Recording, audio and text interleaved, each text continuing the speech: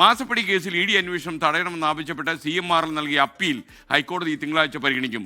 അപ്പീലിൽ അന്തിമ വിധി വരും വരെ പരിശോധന, ചോദ്യം ചെയ്യൽ അടക്കമുള്ള നടപടികൾ നിർത്തിവെക്കണമെന്നാണ് ഹർജിയിൽ ആവശ്യപ്പെട്ടിരിക്കുന്നത്. അതേസമയം വീണ ടിയുടെ ലോക്കർ തുറന്ന് പരിശോധിക്കാനുള്ള നീക്കത്തിലാണിപ്പോൾ ED. വീണയെ വിളിച്ചു വരുത്തി ചോദ്യം ചെയ്യാനുള്ള നീക്കവും EDയിൽ നടക്കുന്നുണ്ട്. വിഷ്ണു സുരേഷ് ലേറ്റസ്റ്റ് അപ്ഡേറ്റുമായി ചേരുന്നു. Vishnu, good morning. യഥാർത്ഥത്തിൽ ഈ പ്രതിഷേധങ്ങളൊക്കെ തന്നെ EDയെ ലേശം പ്രകോപിപ്പിച്ചിട്ടുണ്ടെന്നാണ് ഞാൻ മനസ്സിലാക്കുന്നത്. EDയുടെ പുതിയ നീക്കം എന്താണ്?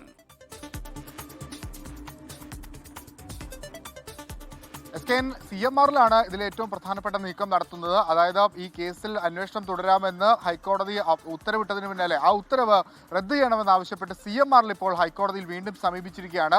ഡിവിഷൻ ബെഞ്ചിലാണ് അപ്പീൽ നൽകിയിട്ടുള്ളത്. അന്വേഷണം ഇപ്പോൾ നടന്നിട്ടുള്ള EDയുടെ നടപടികൾ അത് നീതി നിഷേധമാണ് എന്ന് CMRL ഹർജിയിൽ പറഞ്ഞിട്ടുണ്ട്. തിങ്കളാഴ്ച ഈ ഹർജി പരിഗണിക്കുമെന്ന് നമ്മൾ മനസ്സിലാക്കുന്നു. പക്ഷേ CMRLന്റെ അപ്പീലിനെ അതിശക്തമായി എതിർക്കാനാണ് നിലവിൽ ED തീരുമാനിച്ചിരിക്കുന്നത്. കാരണം ഈ റെയ്ഡിന്റെ വിവരങ്ങളടക്കം കോടതിയിൽ ഹാജരാക്കും. അന്വേഷണം നടത്തേണ്ടത് അനിവാര്യം എന്ന നിലപാടിൽ തന്നെയാണ് ED ഉള്ളത്. അത് കേവലം പ്രൈവറ്റ് ഇഷ്യൂ മാത്രമല്ല, ഇതൊരു പബ്ലിക് സ്വഭാവമുള്ള സ്ഥാപനമാണ്. അതുകൊണ്ട് ഇതിൽ ജനങ്ങളുടെ തുക അടക്കമുണ്ട്. ആ ഒരു പശ്ചാത്തലത്തിൽ തങ്ങൾക്ക് അന്വേഷിക്കാം. ഒപ്പം SFIO അന്വേഷണം നടക്കുന്നതുകൊണ്ട് EDയുടെ അന്വേഷണം പാടില്ല എന്ന് പറയുന്നത് വിചിത്ര വാദമാണ് എന്നും ED കോടതിയിൽ ഉന്നയിക്കും. തിങ്കളാഴ്ച തന്നെ ഈ ഹർജി പരിഗണിക്കുമ്പോൾ എതിർപ്പ് അറിയിക്കാനാണ് EDയുടെ തീരുമാനം. മറ്റൊന്ന് EDയുടെ അന്വേഷണവുമായി ബന്ധപ്പെട്ടുള്ള കാര്യങ്ങളാണ്.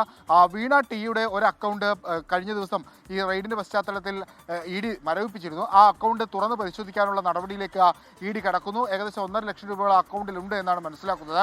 അപ്പോൾ അതിന്റെ സ്രോതസ് അടക്കം പരിശോധിക്കാനാണ് ED തീരുമാനിച്ചിട്ടുള്ളത്. ഇന്നലെ ED ഈ റെയ്ഡുമായി ബന്ധപ്പെട്ട് നടത്തിയ കാര്യങ്ങളിൽ ഒരു അവലോകന യോഗം ചേർന്നിട്ടുണ്ട്. ആ വിവരങ്ങളൊക്കെ ഡയറക്ടറേറ്റിനെ അറിയിച്ചിട്ടുണ്ട്.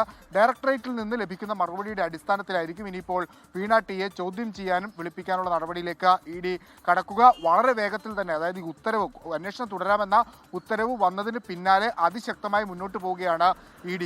SK